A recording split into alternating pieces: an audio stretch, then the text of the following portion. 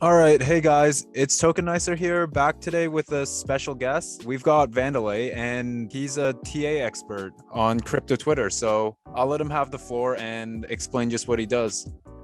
Okay, hey guys. So I'm Vandelay, and I'm from Norway, and I basically do TA mostly on fundamentally strong projects. So I'm here to help out Tokenicer today.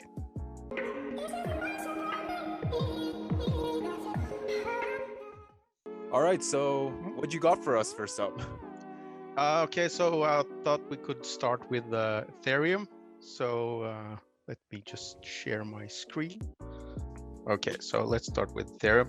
Okay, so yeah, this is kind of a complicated analysis, but this is the macro view of Ethereum, and as you can see here, this is the 4. I can zoom a little bit in here, or put in the 2 days. So that this is 2017. So basically, we had a Elliott wave here with 1, 2, 3, 4, and 5, which led us to about $1,400. So, and when they had then entered the bear market and gave us the ABC correction, and we have now in 2021 we got the 1, 2, 3, 4, 5, 4, and 5 wave here. So we are now in this end of the 5th wave, which will, in my opinion, lead us to around 12K. But this is like, I think this area and this area would be like a very dangerous area in general, because this is probably when the retail will FOMO in and buy the tops. Yeah, sort of like the top for this run, right? Yeah, at least for Ethereum. Altcoins will probably still keep going after this though. So, but yeah, that's how I look at it. All right, so how do you feel like network adoption would play into this, with more people just coming into this space than like say 2017, right?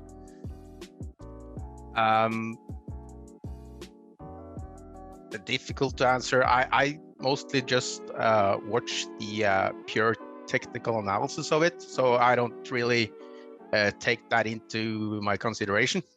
Mostly, that's why I mostly have you on my team. Yeah, that's fair enough. I cover the network adoption part, right? Yeah, exactly. And what would that last little 5 be on the chart? Would that be? Yeah, so we had some corrections in here after, but inside these Elliott wave, there are also 1, 2, 3, 4, 5s all the way. So you can see it here, 1, 2, 3, 4, and now 5, which will be a overextended version of it.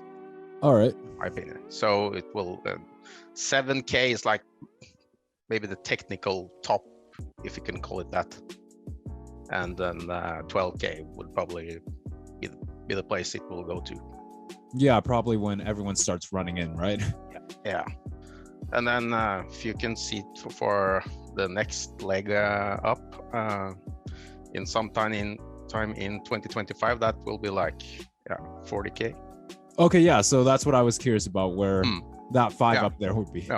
Yeah, and but that you have to get more data to. Yeah, you kind of go back down and correct for almost a year or so before you get to shoot back up, right? Yeah. So this is just my general opinion of where it will be. Yeah, and for just to make it clear for everyone watching, these are Elliott waves you predominantly use, right? Yeah, mostly. For the most part. Also use pattern recognitions and other stuff as well. All right. Well, Ethereum looks like it's pretty bullish long term, right? Would you say so? Yeah. Or at least this correction, I would not be a part of this. Fair enough. I'll probably be looking to sell some by then. Yeah, so that's Ethereum for the most part.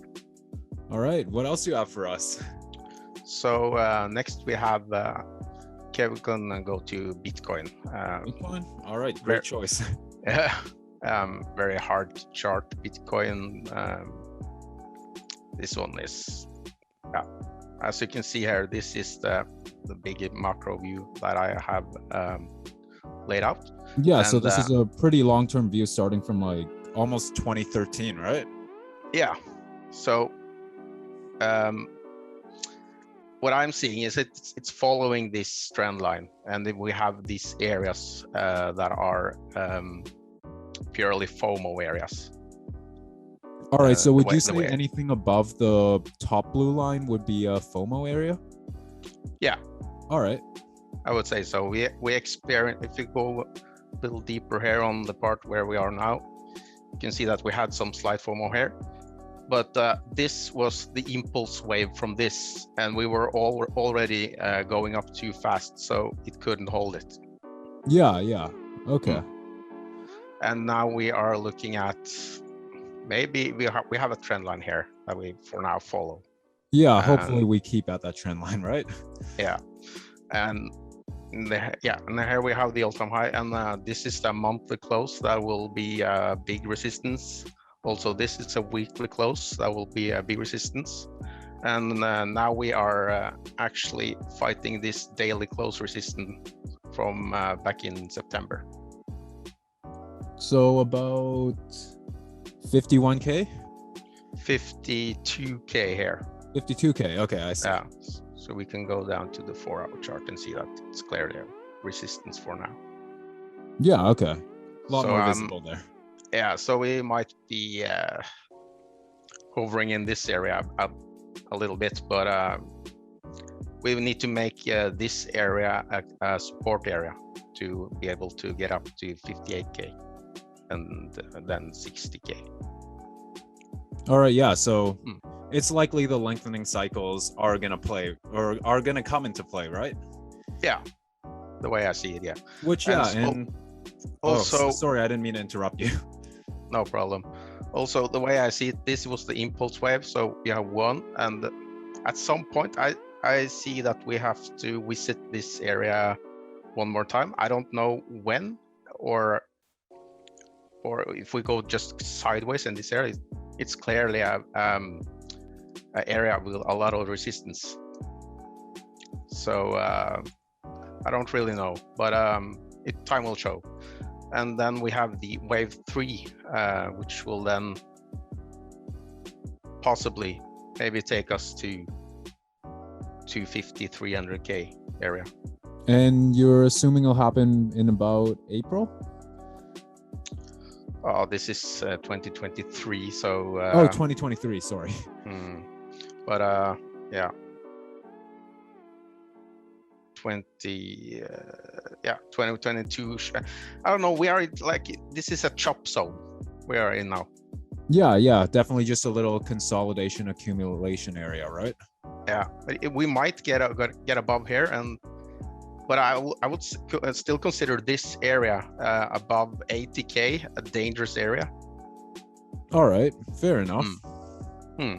Just until we build the support levels to actually slowly grind up there, right? Yeah, we need to make this area at least the support area, but at some point I see that we'll have to visit this line again. Yeah, and that would make sense.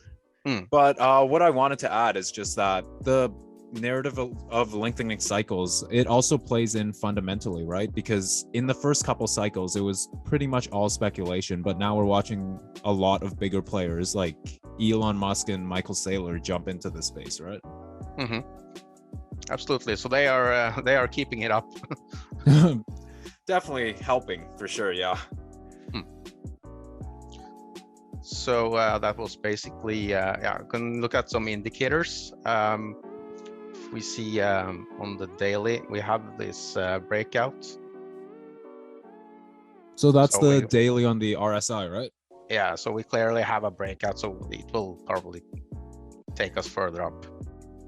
And also we have the MACD here is curving up, so short term we have upside, so I wouldn't worry too much for the short term.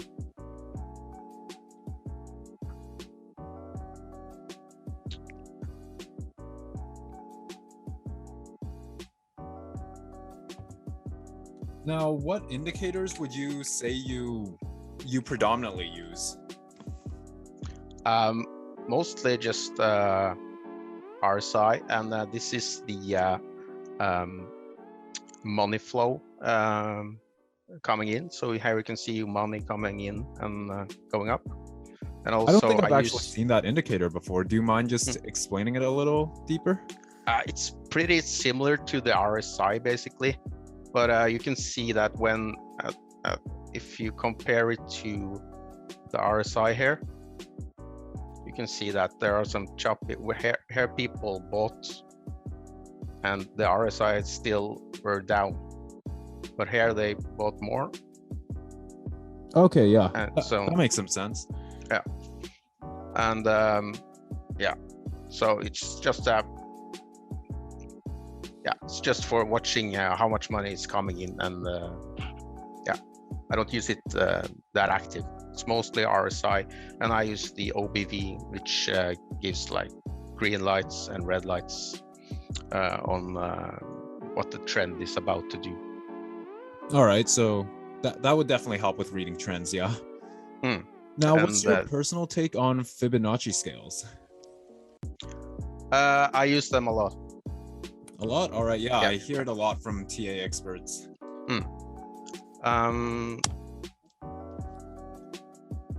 Let's just let's take a look at some of these other projects. Okay, so this is DAG. I actually marked out the Fibonacci levels right here.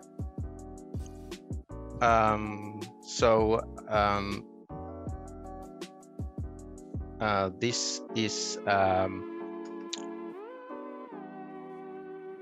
me just draw it here. So you can see this is I also add some of the psychological levels as well. So this is the all-time high, right? Yeah.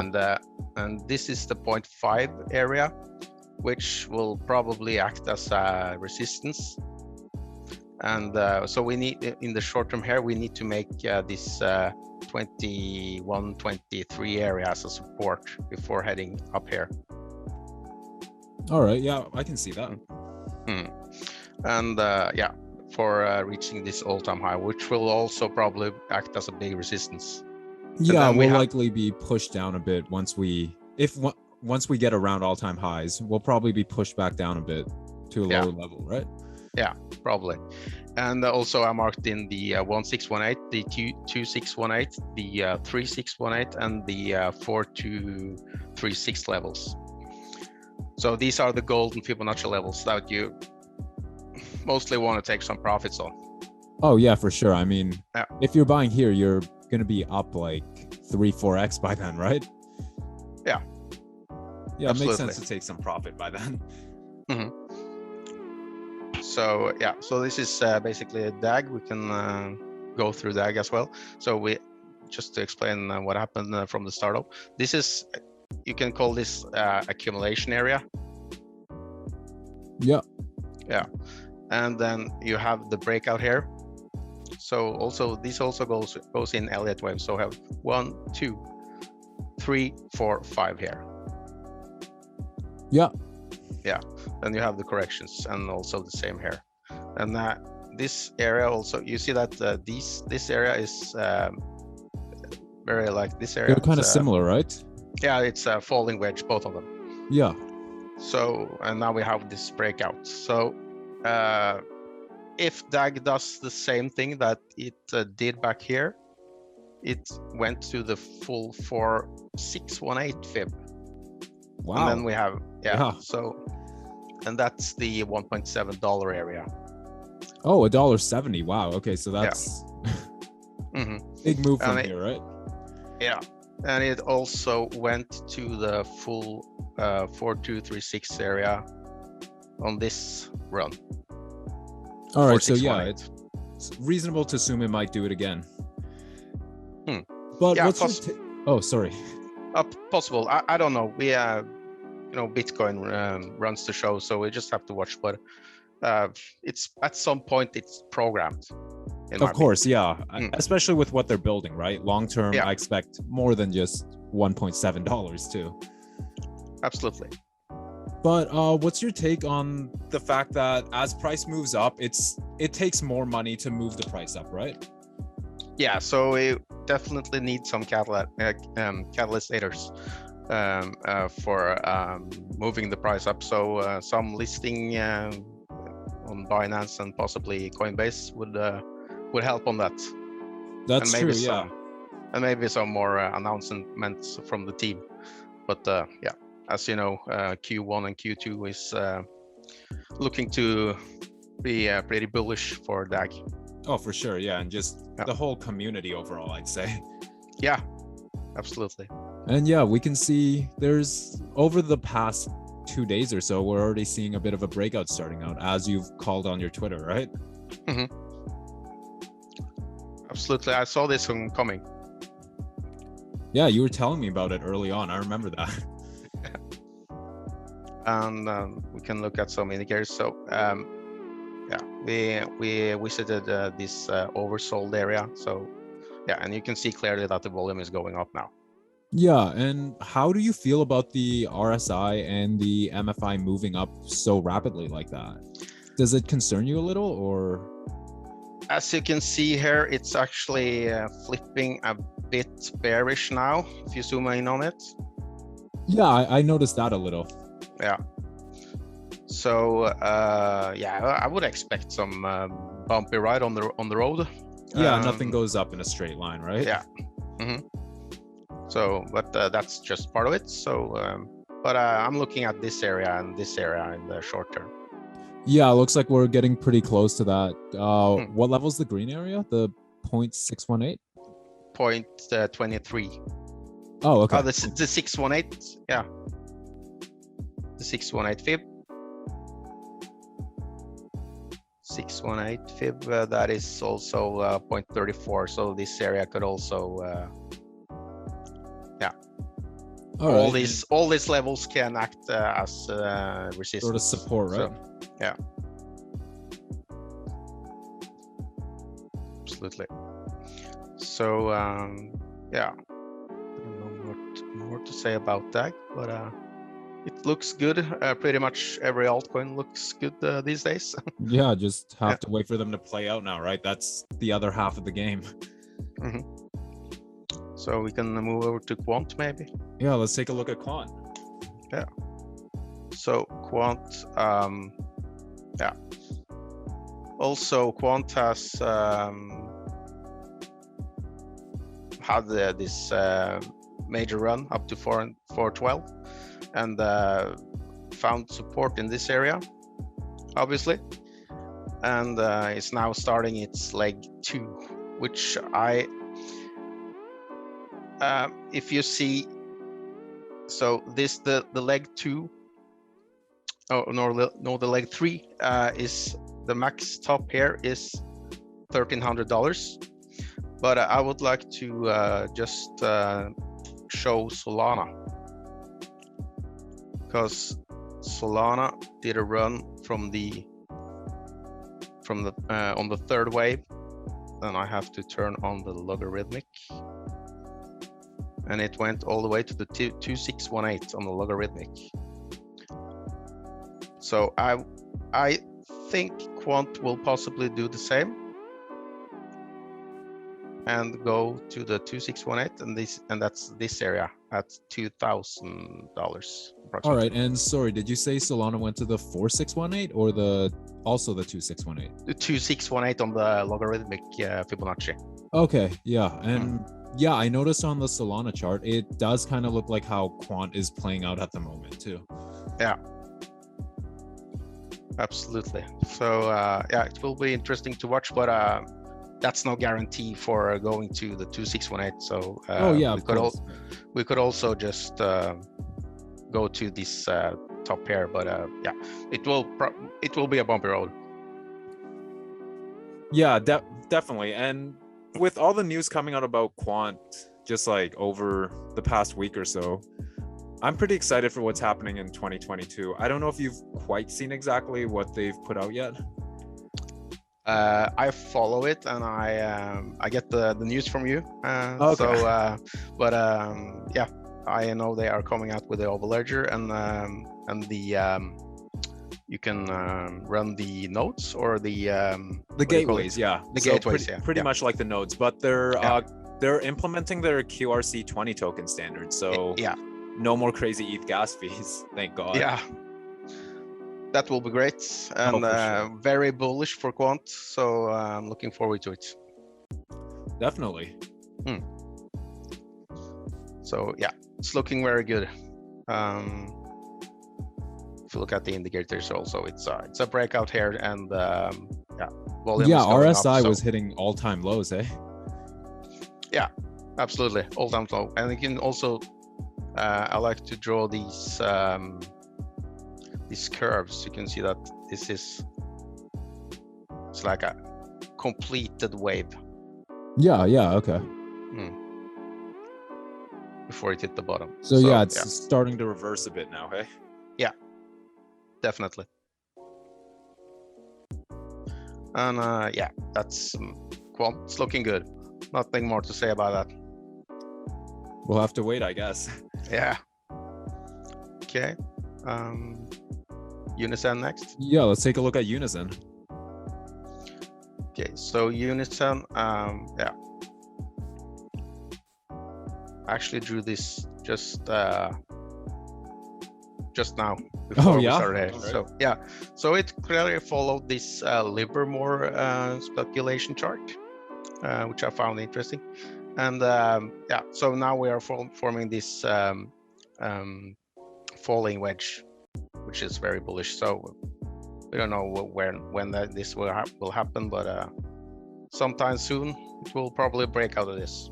Yeah, and falling wedges do most times tend to reverse back to the upside, right? Yeah.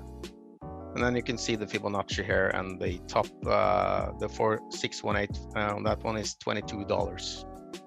And you think it could potentially reach up there once it breaks out the wedge?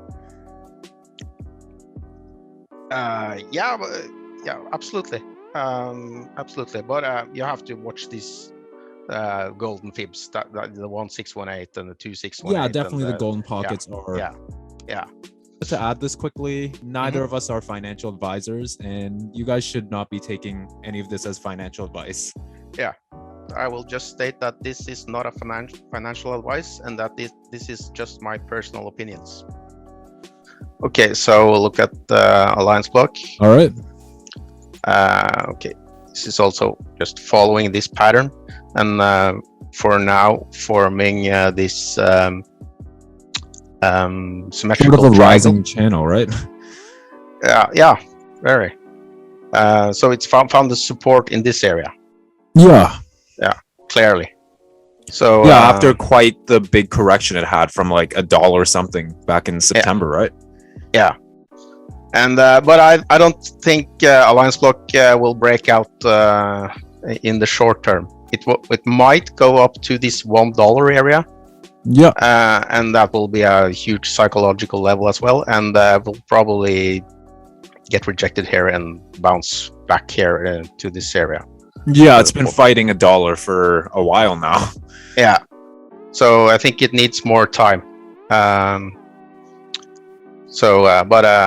maybe I break out in March somewhere. March of 2022. Okay, and would you say that blue line is more of a resistance level? Yeah. Okay. Absolutely. Yeah. You can also see it on the RSI here. That it's, matches up pretty well. Yeah, it's a slow mover actually. It looks like.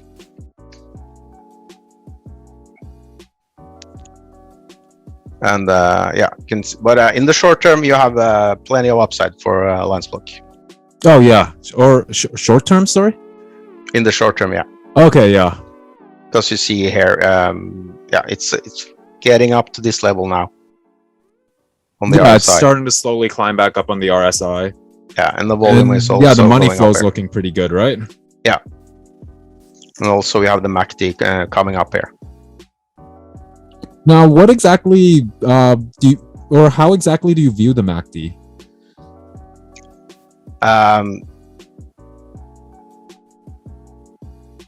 It's just when you are in the grid and this one is these moving averages are coming up.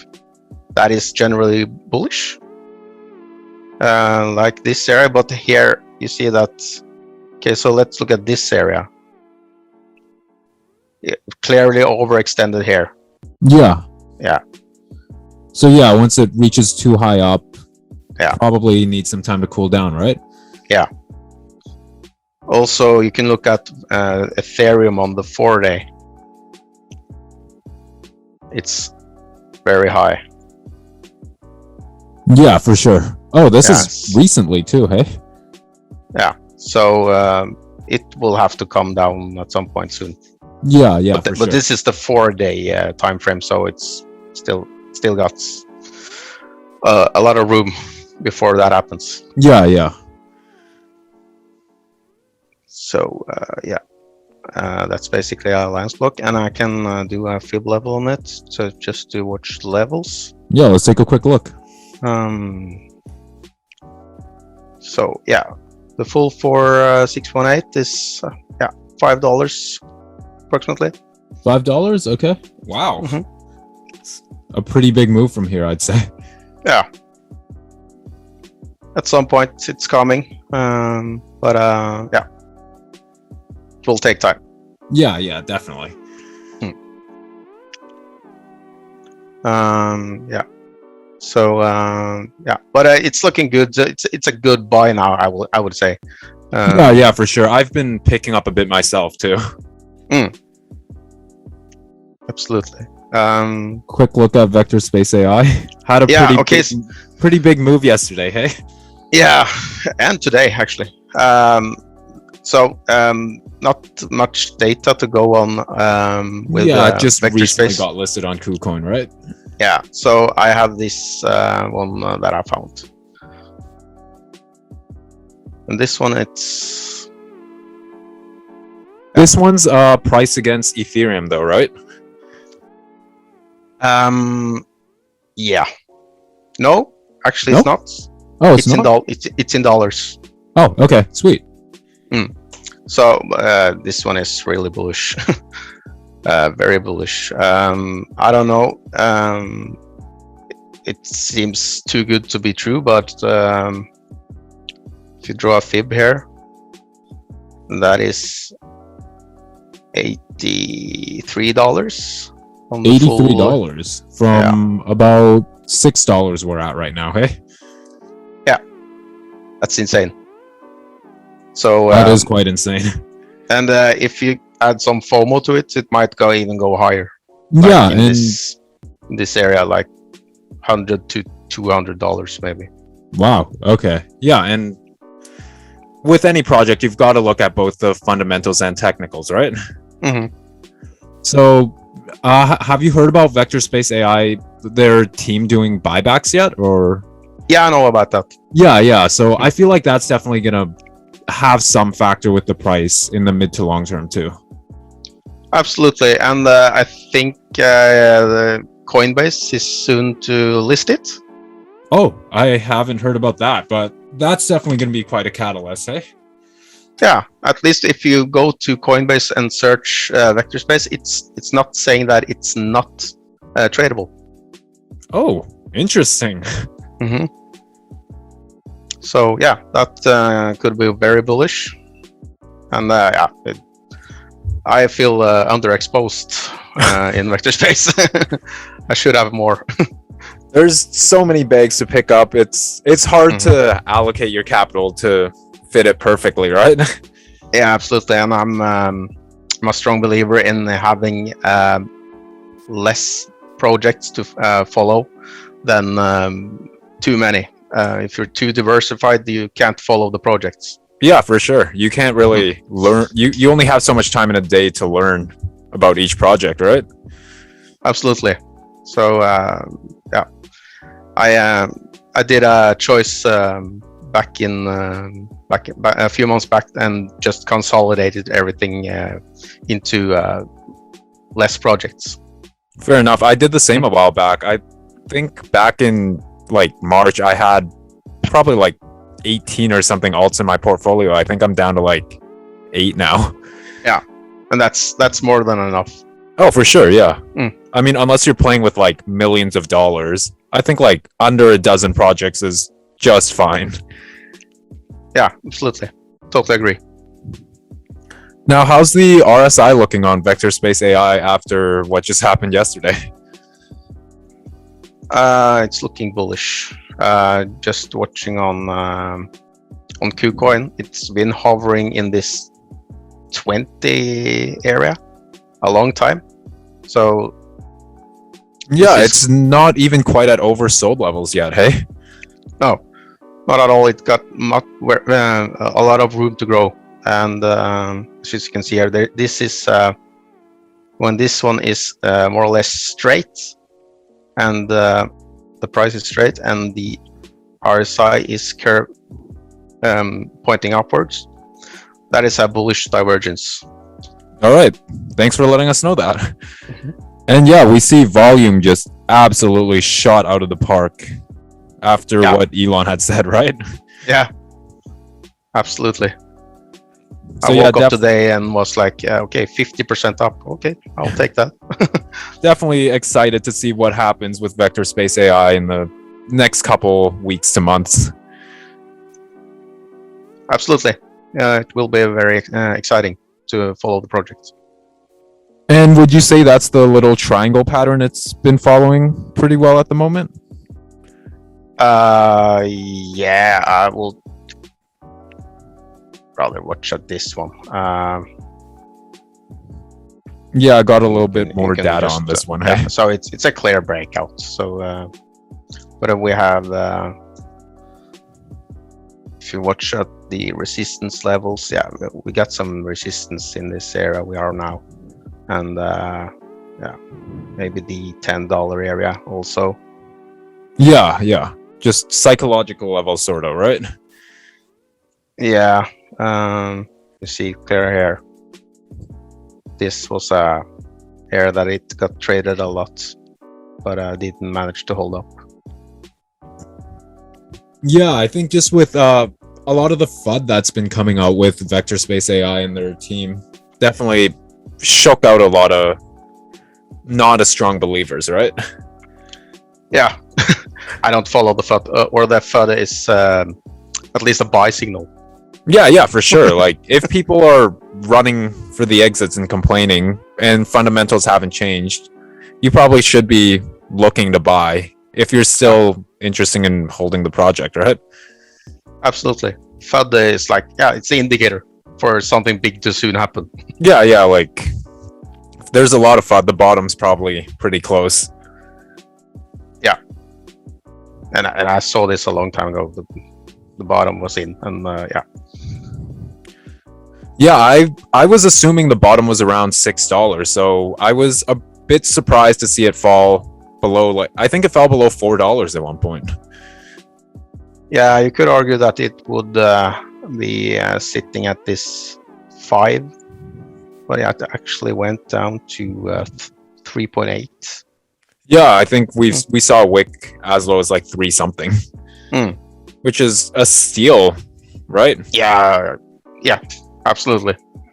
Crazy prices for a project of this size. Yeah, for sure. Like, they're actually working to solve like real problems in like finance and sciences. Very exciting projects. Oh yeah, for sure.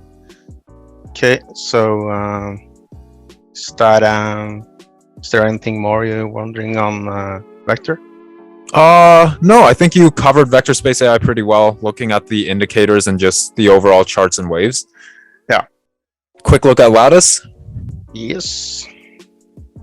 Okay.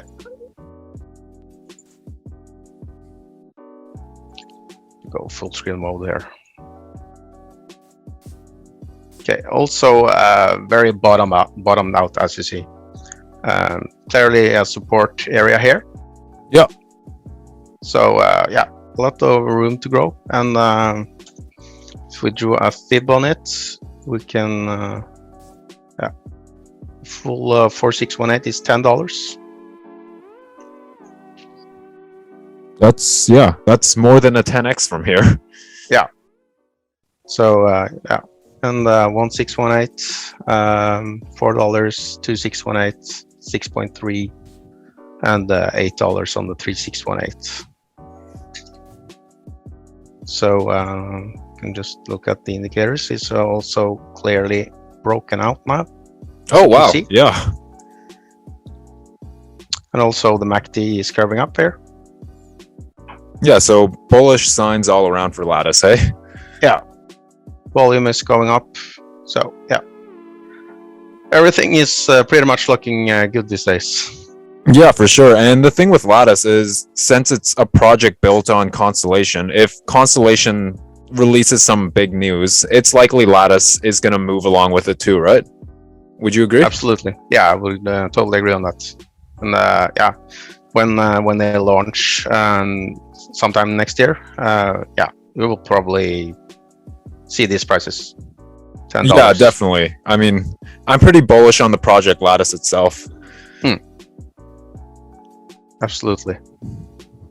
But yeah, it looks like Lattice has just started its little trend or reversal back upwards now, right?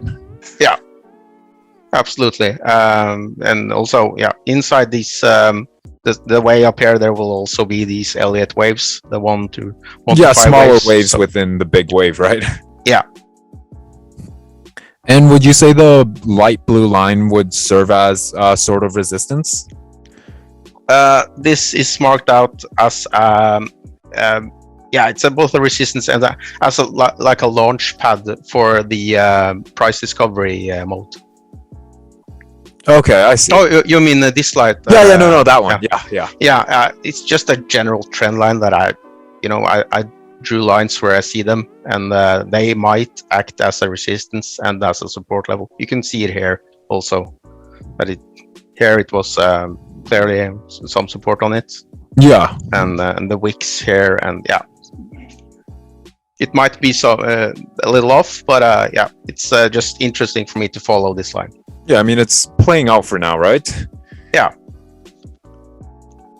And yeah, and the fib levels here are the like the launch pad for the price discovery mode. Yeah. But yeah, I think that's you covered pretty much most of the charts we were talking about, hey? Yeah. I don't know if there is. No, there's not anything I didn't cover. Seems good. Yeah, it seems like you've covered everything, covered all the strong fundamental projects and the big players being Bitcoin and Ethereum, right? Yeah. As I said, Bitcoin is hard.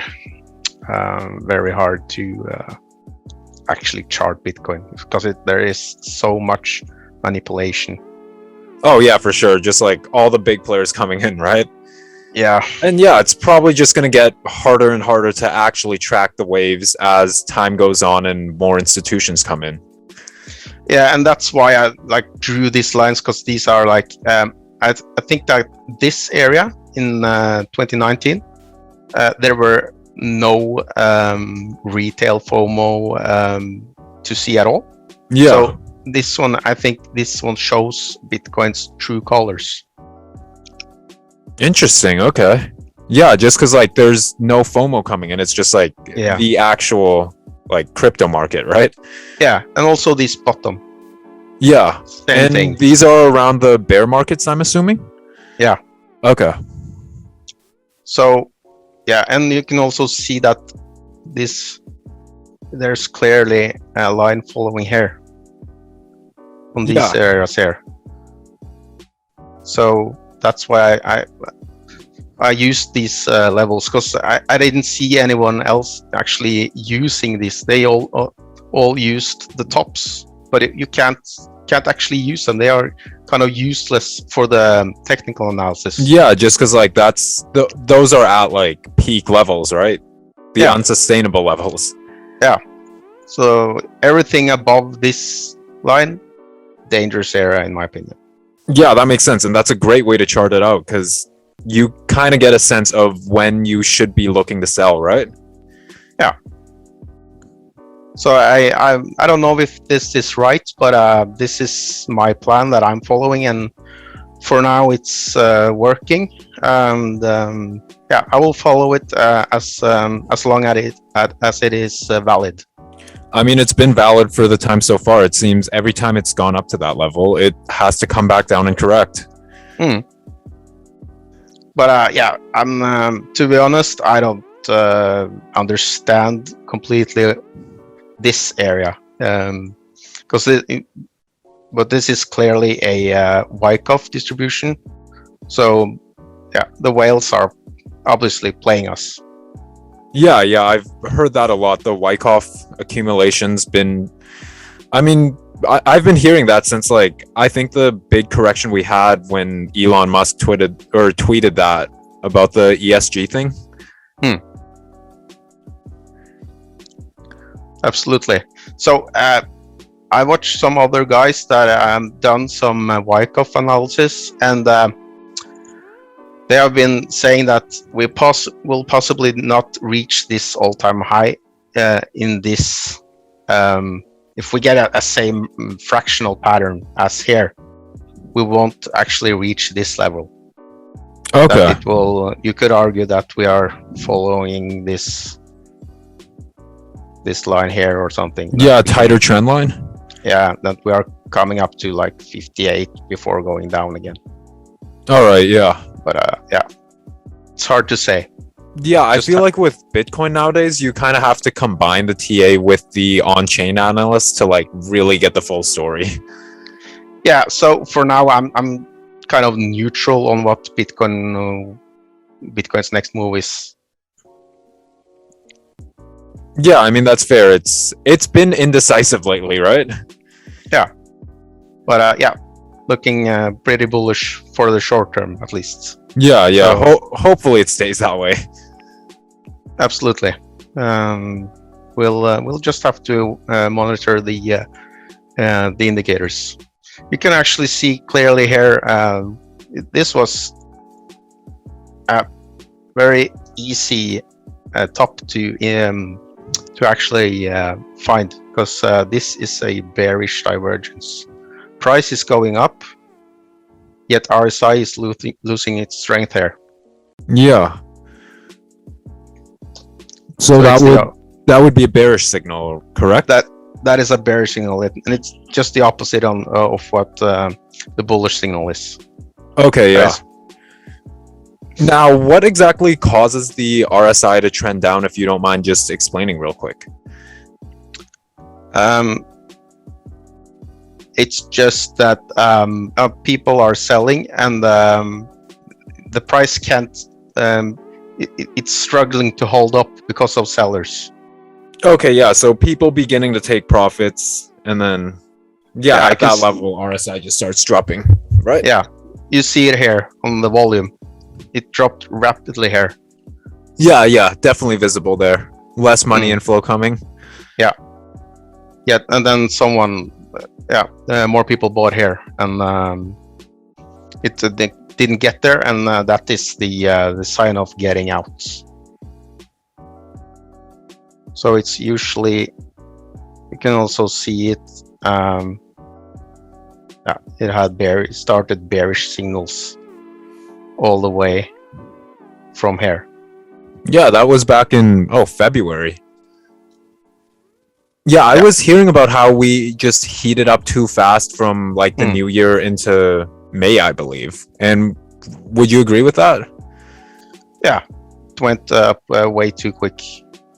Yeah, I mean, I think there were days I was seeing Bitcoin climb like $8,000 a day. Yeah, it was insane.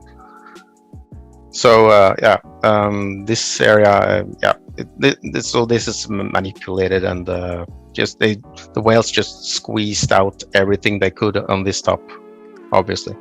Yeah, the whales are definitely a big part of just Bitcoin right now, eh? Yeah. They pretty much run the markets. Yeah, but it seems to me that also Bitcoin is harder to manipulate, maybe. Well, because it's $1 trillion asset, almost $1 trillion asset now, right? It's not as easy to move the price around as before. Exactly. And also this channel is getting tighter and tighter, so you can't really dump it that much. Of course you can dump it from like this area to here. Yeah, but just like the volatility is definitely squeezing inwards. Yeah. And also the interesting part is when you get up to the end of this rising wedge, because this rising wedge at some point has to correct. Yeah. Then we might get a drop from like, yeah, this is just fictional, but let's say we get to 400, then it could theoretically drop to like 100. I mean, it's not that bad of a drop from where we are now, right? No, but yeah, it will be painful, and that in my opinion, that drop would probably be the drop that washes out all the garbage, and many projects won't survive. Yeah, for sure. That's possibly when regulations come in too, right? Could be by then. Yeah, sometimes in 2020. I don't have the time schedule here, but looking 2025 or something. Yeah, I would say about 2025 regulations start like kicking in more, and yeah, probably. So, but we'll have to track this data and follow it, because the interesting part, I analyzed Google and drew up the same thing here. It's a long period, but this is back in 04, and it has the same rising wedge, and as you can see here, it broke bearish out of this one. Oh yeah, that looks exactly what you drew up. Mm-hmm. Now, how big was that drop roughly? That was 33%. 33%. Okay. Well, we've seen worse in the market, right? Yeah. This was the stock market, so yeah, that's unheard of in the stock market almost. And also it's now forming this broadening wedge. I don't know how this will play out, but it's obviously found some support above this. Yeah, and it's just constantly reaching price discovery now, hey? Yeah. So, but I have no idea how this one will play out, but it's interesting to compare stock and crypto. Oh, for sure, yeah. I mean, there's a lot of similarities, but so much different too, right? Absolutely.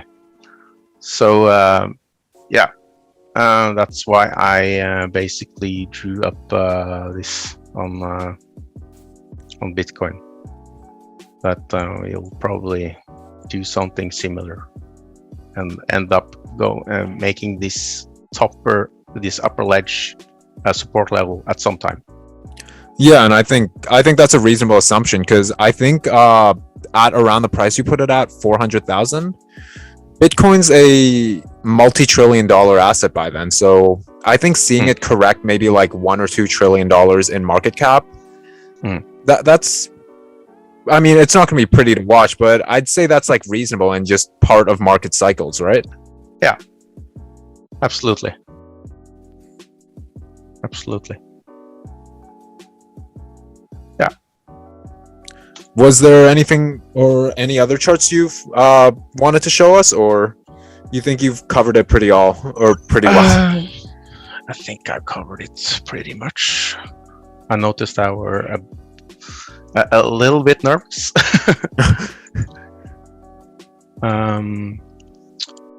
I've never made a YouTube video before, so it's all good. Well, welcome to your first one. I'm sure the community is going to be excited to watch this. Yeah, it'll be exciting. For sure, man. Looking forward to it.